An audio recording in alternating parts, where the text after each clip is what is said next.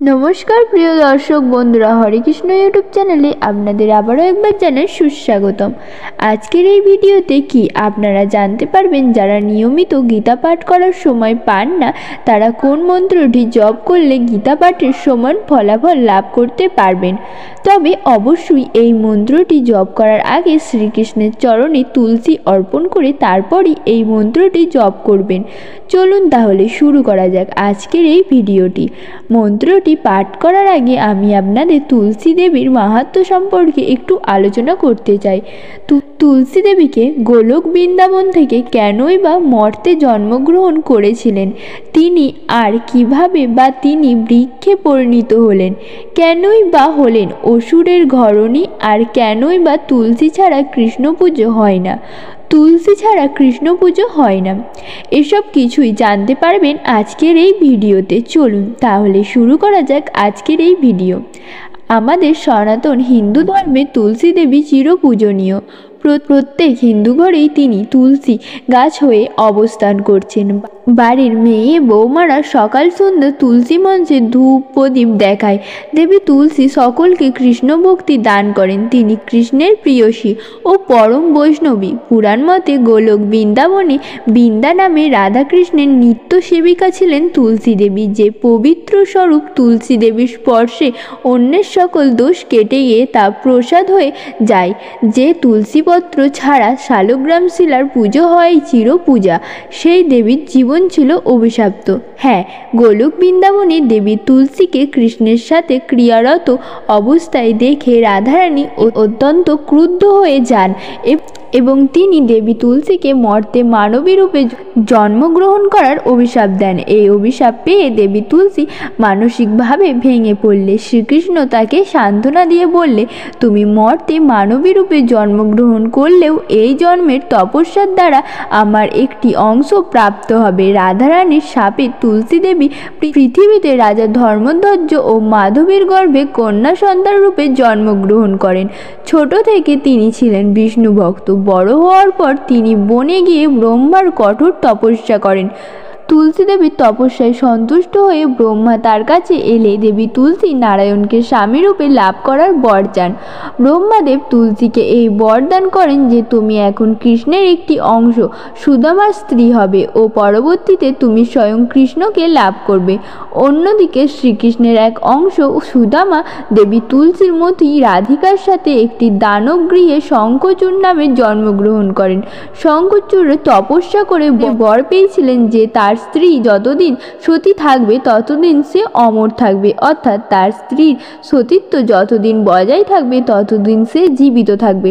সঠিক সময়ে শঙ্খ ও তুলসীর বিয়ে হয়।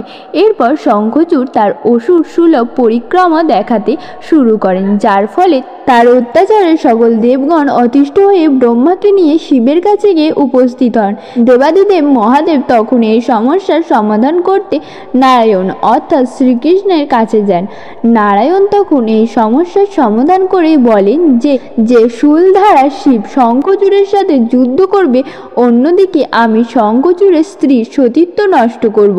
শঙ্খচূড় যখন যুদ্ধক্ষেত্রে শিবের সঙ্গে সংগ্রাম করতে অবস্থায় ছিলেন, তখন শঙ্খচূড় রূপে ধারণ করে স্বয়ং নারায়ণ তুলসী দেবীর কাছে উপস্থিত হন।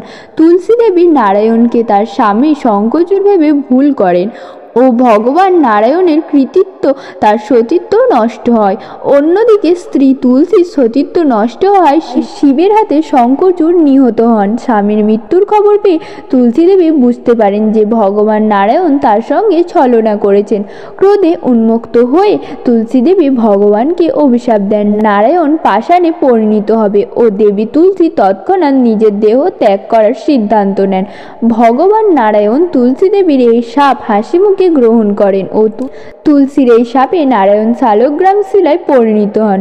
অভিশাপ দেওয়ার পর মুহূর্তেই দেবী তুলসী নিজের ভুল বুঝতে পারেন যে তিনি ভগবানকে অভিশাপ দিয়েছেন। নারায়ণ তখন দেবী তুলসীকে বরদান করেন যে সতী রূপে তিনি মর্তলোকে পূজিত হবেন ও নারায়ণ শিলার পূজা তুলসীপত্র ভিন্ন হবে না।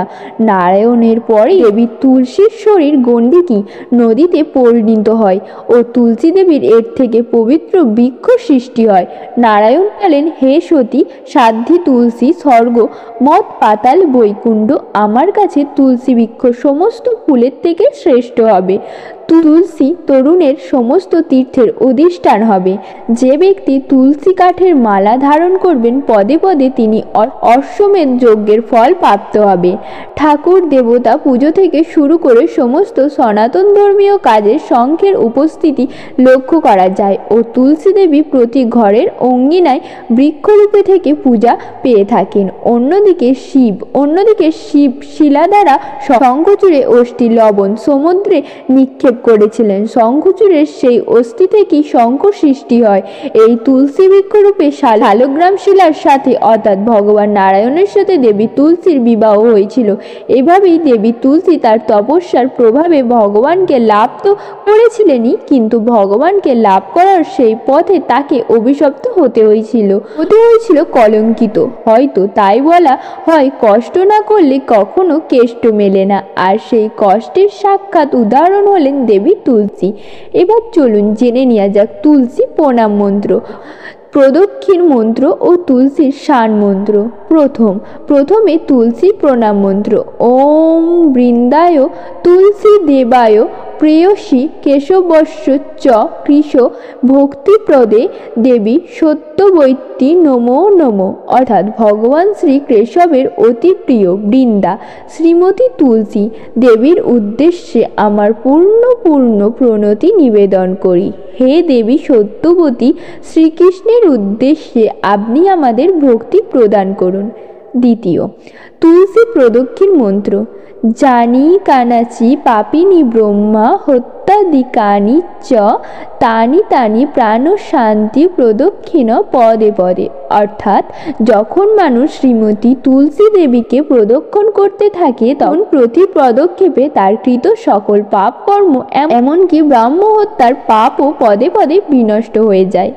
3 নম্বর, এবার তুলসী শান মন্ত্র।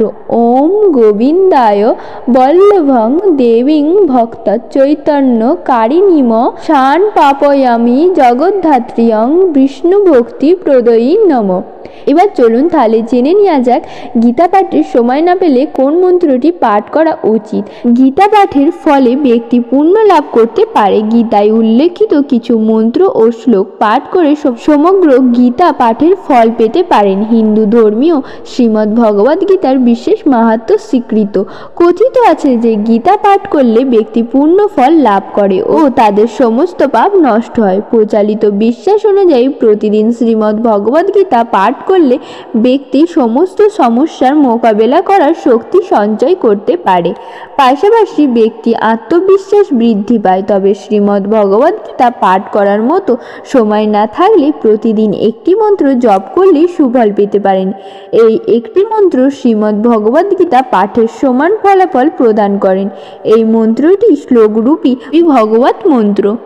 আদেও দেবকী দেব গর্ভজনং গোপী গৃহে বজ্রধনং মায়া পূজ নিকাশি তাপ হরং গোবদ্রণং ধরণম কংসচ্ছেদনং কৌরব দিহীনং কুন্তিসোপাজলনম একদ শ্রীমদ্ ভগবতম পুরাণ কথিতং শ্রিয় কৃষ্ণং লীলা মাত্রম অচ্যুতম কেশবং রাম নারায়ণং কৃষ্ণং দামোদরং বাসুদেবায়ং হরে শ্রীধরং মাধবং গোপিকা বল্লভং জানকী নায়কং রামচন্দ্রনং ভজে।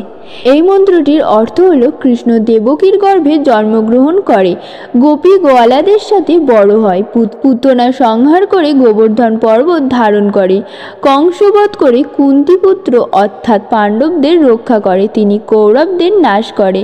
এভাবে নিজের ক্রিয়াকলাপের মাধ্যমে সংসার নিজের নীলা খেলা দেখান।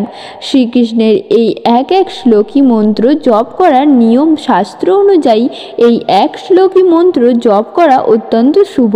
শাস্ত্রমতে নিয়ম মেনে এই মন্ত্র জপ করলে ব্যক্তি নিজের জীবনে সব রকমের সুযোগ সুবিধা লাভ করে। শুধু তাই নয়, পাপ থেকে মুক্তি পেতে পারে।